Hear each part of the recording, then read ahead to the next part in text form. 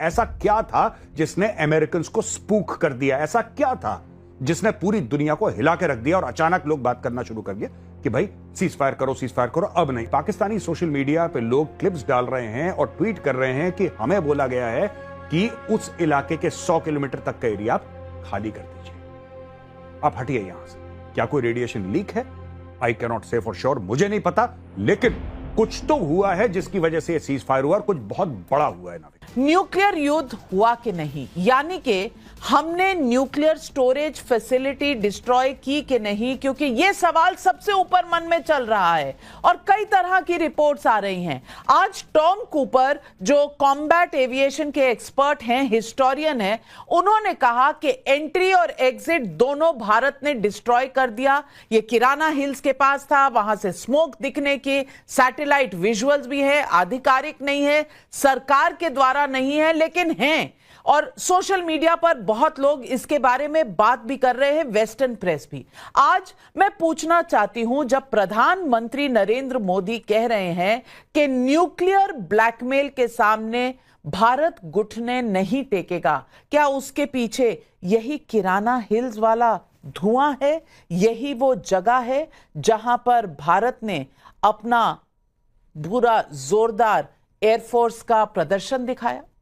बहुत बहुत धन्यवाद नाविका। इसमें दो तीन बातें। पहली चीज तो यह है कि भारत ने इंटरनेशनल बॉर्डर क्रॉस करा, लाइन ऑफ कंट्रोल क्रॉस करा, पाकिस्तान की एयरफील्ड्स में हिट करा। यह बहुत बड़ी बात है और पाकिस्तान ने हर समय यह कहा था, चाहे कारगिल की लड़ाई हो, चाहे कोई और लड़ाई हो, 26/11 में आपने देखा था, स्पेशली 26/11 में कहना चाहता हूं, कारगिल तो खैर युद्ध था, हमने बहुत जवाब दिया कारगिल में, लेकिन अगर हम 26/11 देखें तो यही बात थी कि भाई पाकिस्तान के पास न्यूक्लियर वेपन्स हैं, अगर आप हमला करेंगे पाकिस्तान जवाबी कार्रवाई करेगा और न्यूक्लियर युद्ध हो सकता है, इसलिए चुपचाप बैठे रहो।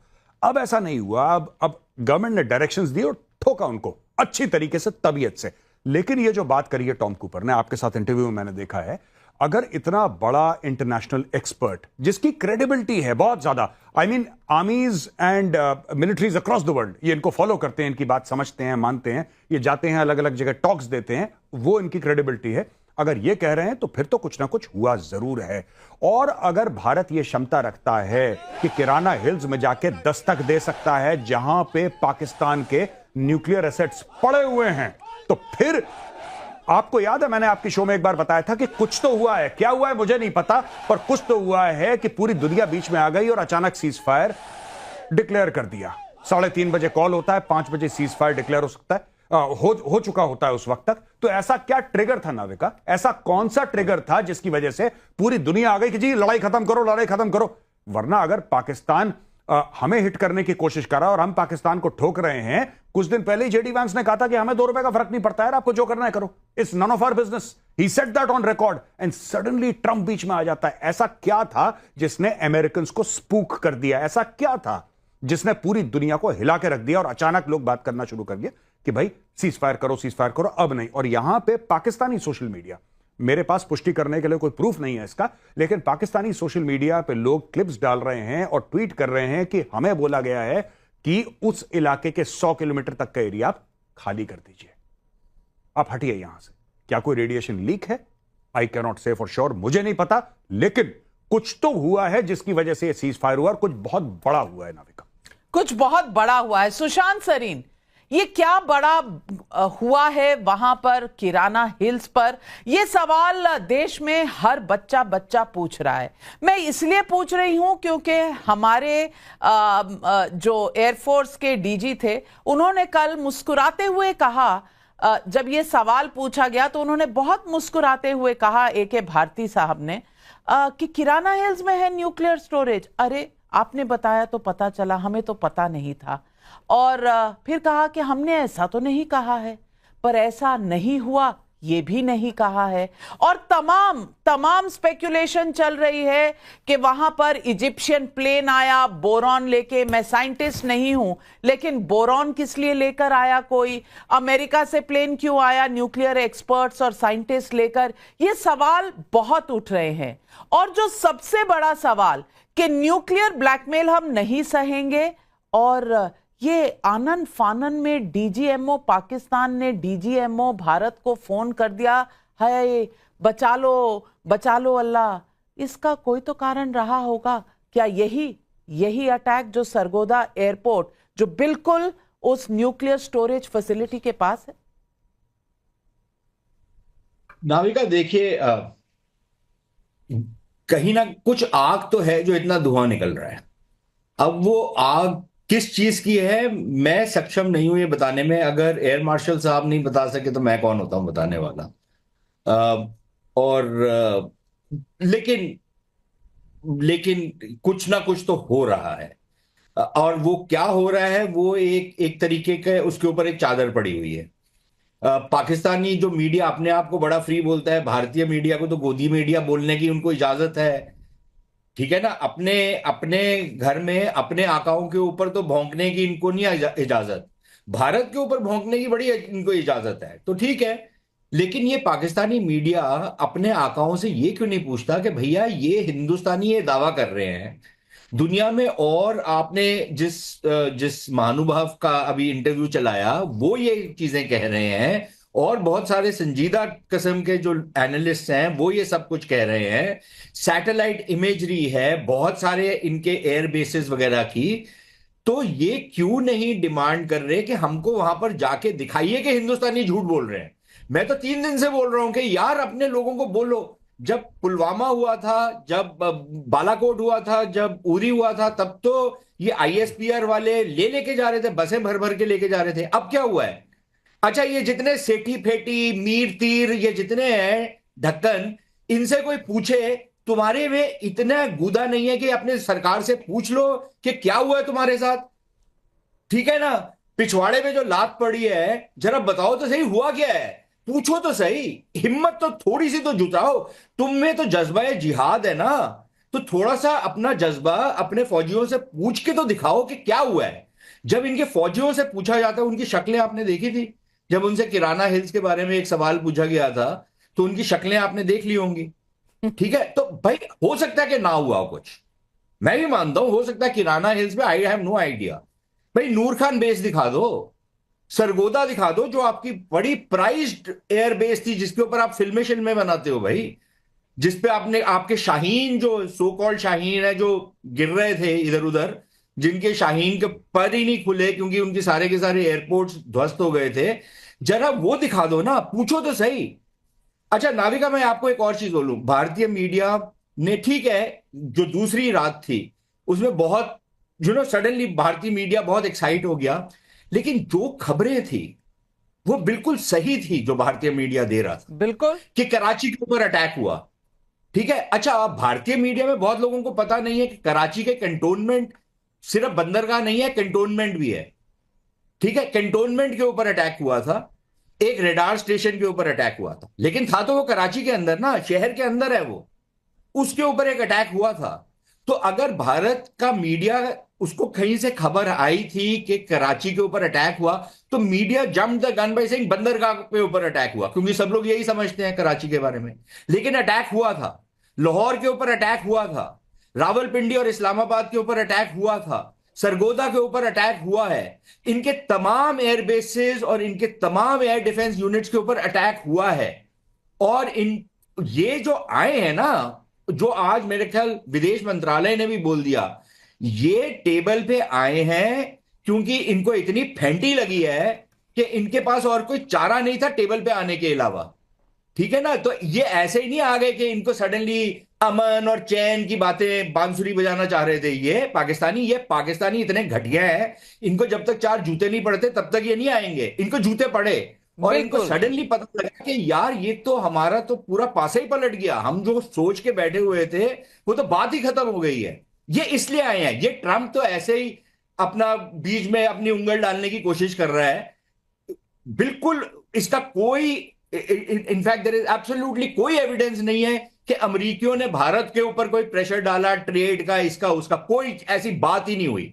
और मैं अपने जो हमारे नेता हैं, हमारे अफसर हैं जो हमसे बात करते हैं, मैं उनको ज्यादा विश्वसनीय मानता हूं बनस्बत एक ऐसे मस्खरे के ट्रंप जैसे के, जो बकबक करते रहता है, उसको यही नहीं पता होता आज जो बोल रहा है कल बिल्कुल उससे उल्टी चीज बोलता है, तो इनको कौन संजीदा लेगा।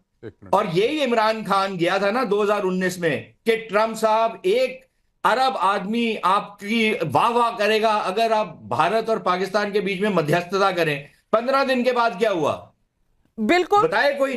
जब बिल्कुल पाकिस्तानी फुदक लेकिन ये आपके विचार जो हैं वो देश में बहुत से लोगों के विचार हैं कि ऐसा हुआ नहीं था। शायद अमेरिका कहीं ना कहीं ज्यादा क्रेडिट ले रहा है। और आज टॉम कूपर उन्होंने भी उस इंटरव्यू में ये कहा कि डीजीएमओ पाकिस्तान ने डीजीएमओ इंडिया को बोला, बात खत्म। उसमें बाकी कौन एक्टर्स थे, कौन अपनी पॉलिटिक्स कहां कर रहा है, उससे हमें कोई लेना देना नहीं। लेकिन फोन डीजीएमओ पाकिस्तान से डीजीएमओ भारत के पास आया, यानी कि पाकिस्तान त्रस्त हो चुका था। और एके भारती जी ने यह भी कहा था, एयर मार्शल एके भारती जी ने, उन्होंने कहा था भय बिन होए ना प्रीत। तो भय हुआ तो ये प्रेम, ये अमन, ये सारे डायलॉग याद आने लगे पाकिस्तान को। लेकिन सुधांशु त्रिवेदी जी, मैं पूछना चाहती हूं दो चीजें। एक, सिंदूर डॉक्ट्रिन एक नया बनकर आ गया है कि अब टेरर और आतंक, स्टेट एक्टर कौन है, आतंकवादी कौन है, इसमें कोई फर्क नहीं किया जाएगा। यह सिंदूर डॉक्ट्रिन एस्टैब्लिश हो गया। न्यूक्लियर ब्लैकमेल से भारत डरने वाला नहीं है, यह भी क्लियर हो गया। लेकिन आज प्रधानमंत्री जो आदमपुर के एयरबेस पर गए हैं, मैसेज क्या था? क्योंकि पाकिस्तानी तो कह रहे थे कि वो एयरबेस डिस्ट्रॉय हो गया है, S-400 डिस्ट्रॉय हो गया है, उन्होंने एयरक्राफ्ट गिरा दिए। MiG-29 भी खड़ा था, S-400 भी था, और एयरबेस पर प्रधानमंत्री ने चलकर भी दिखा दिया पूरी दुनिया को कि एक बाल भी नहीं बांका हुआ, एक कौवा भी नहीं पर मार के गया। तो ये संदेश अगर बाहर की दुनिया को जा सकता है तो यहां विरोधी पार्टियों को क्यों नहीं जा रहा? देखिए, इन दोनों बातों का उत्तर देता हूं। पहले मैं थोड़ा लाइटर नोट पे बात को शुरू करता हूं। अभी सुशांत जी ने भी बहुत तरीके से पाकिस्तान के बारे में कही। तो नाविका जी, मुझे याद आता है 1990 के दशक की एक हिंदी मूवी थी जिसका मुझे नाम नहीं याद आ रहा है, जिसमें शक्ति कपूर बना हुआ जो हर बात पे वो डायलॉग बोलता था, मेरे तन्ने चक्कू है, मेरे तन्ने चक्कू है, सबको धमकाता रहता था। और लास्ट में वो चक्कू होने के बावजूद उसकी कायदे से पिटाई हो गई थी। तो आज ऐसा लगता पाकिस्तान के साथ वही स्थिति हो गई कि वो मेरे तन्ने न्यूक्लियर वेपन है, मेरे तन्ने न्यूक्लियर वेपन है, और उसके बाद भी जाके उनका सब एयरबेस वगैरह सब डिस्ट्रॉय कर दिया गया। Now coming on the serious point जो गौरव आर्या जी ने कही, अगर केवल 24 घंटे पहले यूएस वाइस प्रेसिडेंट जेडी वांस ये कहते हैं कि this is none of our business, जो इंडिया पाकिस्तान में होना है होने दो, अचानक 24 घंटे में ऐसा क्या हो जाता है कि यूएस प्रेसिडेंट के अनुसार भारत ने कोई बात नहीं की, बकौल यूनाइटेड स्टेट्स ऑफ अमेरिका उन्हें परमाणु युद्ध का खतरा नजर आने लगता है। और यह यूएस प्रेसिडेंट का स्टेटमेंट है। जो आपके लाखों दर्शक सुन रहे हो, उन्हें जरा सा अपना कॉमन सेंस यूज करके सोचना चाहिए कि 24 घंटे पहले अमेरिका का यह स्टेटमेंट है कि इससे हमें कोई मतलब नहीं, और 24 घंटे के अंदर उसे परमाणु युद्ध का खतरा नजर आने लगता है। अब आइए आप तीसरी बात, थोड़ा इस एंगल को उससे कनेक्ट करिए। पाकिस्तान में अमेरिकन फौजें रह चुकी हैं, तो पाकिस्तान के अंदर क्या है, कितना है, किस जगह पे क्या पोजीशन है, उन्हें पता है।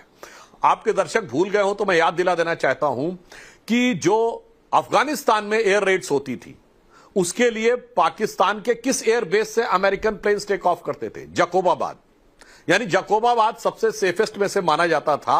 और सरगोदा के बारे में तो अभी हमारे दोनों विशेषज्ञों ने बताया ही, और जो नूर खान एयरबेस है। अब आप यह समझिए कि इसका मतलब मैंने सिर्फ इसलिए बताया कि अगर जकोबाबाद में उन्होंने इतने साल तक फ्लाइंग की है तो उन्हें सब कुछ पता होगा। और देखिए, दोनों विशेषज्ञ यहां बैठे हैं तो उनसे ज्यादा तो मैं नहीं जानता, पर मैं इतना जानता हूं, दर्शकों को भी समझना चाहिए कि जो न्यूक्लियर वेपन्स रखे होते हैं ना, ये लोडेड नहीं रखे रहते हैं।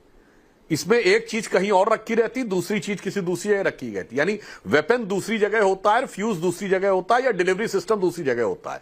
आम भाषा में समझिए कि लोडेड राइफल नहीं रखी रहती है, गोली कहीं और रखी रहती है, राइफल कहीं और रखी रहती है। जब जरूरत हो तो राइफल में लोड करते हैं। ये इसलिए नहीं रखा जाता किसी एक का दिमाग ना खराब हो जाए कि वो बटन दबा दे, जैसे आप कहते हैं ना लोडेड राइफल लेके चलो, कोई ट्रिगर दबा दे और वहां पे लड़ाई शुरू हो जाए। तो हो सकता है अमेरिका को यह बात पता हो कि कहां पर फ्यूज है, कहां पर वेपन है, कहां पर डिलीवरी सिस्टम है। और अमेरिकन सैटेलाइट्स, इस मामले में तो मानना पड़ेगा कि सैटेलाइट टेक्नोलॉजी में वो तो चाइना से बहुत आगे। वो ऊपर से स्पेस से आपका चेहरा पहचान सकते हैं, आपकी गाड़ी का नंबर पढ़ सकते हैं। तो हो सकता है उन्होंने उन लोकेशंस पर जो वो पहले से जानते थे वहां पर कोई चीज उनको पता लगी हो और तब पाकिस्तानियों ने गुहार लगाई हो, जो प्रधानमंत्री जी ने कहा, और उसके बाद उसने कहा हो कि तुम बात करो। यानी अगर हम नॉर्मल भाषा में कहें कि पाकिस्तान ने कहा दद्दा बचा लो, तो दद्दा ने कहा बचुआ माफी मांग लो। तब उसने फोन किया और टाइमलाइन आप देखिए, 1 बजे के आसपास उन्होंने डीजीएमओ को कांटेक्ट करने का प्रयास किया, 3:35 पे उनकी बात हुई। भारत सरकार ने 4 बजे अनाउंस कर दिया कि 5 बजे प्रेस कॉन्फ्रेंस होगी। 4:45 पे अमेरिका के राष्ट्रपति का ट्वीट आ गया। अब इस टाइमलाइन को देखें तो समझ में आता है। और मोदी जी ने जो करके दिखाया, उसे एक लाइन में कहूंगा, एक तो पाकिस्तान को आईना दिखाया, और नाविका जी पाकिस्तान को आईना दिखाने की जरूरत नहीं है। ये जो हमारे यहां बैठे हुए अमन की आशा का कबूतर उड़ाने वाले लोग, इनको आईना दिखाने की बड़ी जरूरत थी कि उन्होंने आदमपुर एयरबेस पे जाके जो दिखाया, तो मोदी जी ने दिखा दिया कि उन्होंने खुद ये बता दिया कि मैं वो हूं कि वो पथ क्या पथिक कुशलता क्या, जो पथ में बिखरे शूल न हो, नाविक की धैर्य परीक्षा क्या, जो धाराएं प्रतिकूल न हो। और एक मामले में मैं कहना जरूर चाहूंगा, भारत की सेना बहुत मजबूत है, भारत की सरकार मजबूत है, भारत की जनता का मनोबल बहुत मजबूत है, पर एक मामले में पाकिस्तान हमसे मजबूत है। आप कहेंगे वो क्या? पाकिस्तान में सत्ता पक्ष हो या प्रतिपक्ष, कोई वहां की सरकार और वहां की सेना के खिलाफ नहीं बोल रहा है। भारत में एक नहीं अनेक नेता बोल रहे हैं, अनेक सोशल मीडिया इन्फ्लुएंसर आए बाएं साएं बोल रहे हैं, उनके लिए जिसका कोई प्रूफ नहीं है वो कर रहे हैं, से नो टू वॉर कर रहे हैं और जाने क्या क्या करने का प्रयास कर रहे हैं। तो मैं कह रहा हूं इस मामले में, और यह दुर्भाग्य रहा है देश का कि मतलब मोहम्मद गोरी के जमाने से भी कोई ना कोई जयचंद बैठा रहता था, जब सिकंदर आता था तो कोई अंभी बैठा रहता था, जब अंग्रेज आते थे तो कोई मीर जाफर बैठा रहता था। तो मैं एक पंक्ति में मैं कहूंगा, किसी का नाम लेके नहीं कह रहा हूं, दर्शक आपके समझ जाएंगे कि कहनी है एक बात मुझे इस देश के पहरेदारों से, संभल के रहना अपने घर में छिपे हुए गद्दारों से। बिल्कुल।